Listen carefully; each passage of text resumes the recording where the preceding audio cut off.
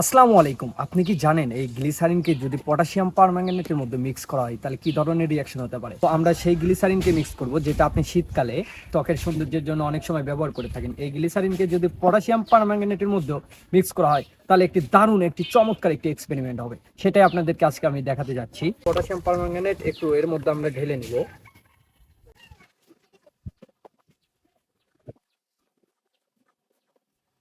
এর মধ্যে ঢেলে নিয়েছি পটাশিয়াম পারম্যাঙ্গানেট। এটা হচ্ছে গ্লিসারিন। এর মধ্যে দেওয়ার পরে দেখুন কি ধরনের একটি রিঅ্যাকশন হয়।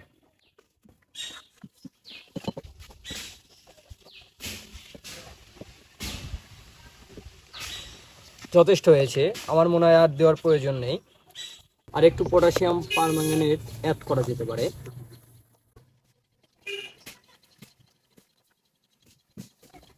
রিঅ্যাকশন ইতিমধ্যে শুরু হয়ে গেছে। এটা কাছের, যে কোনো সময় ভেঙে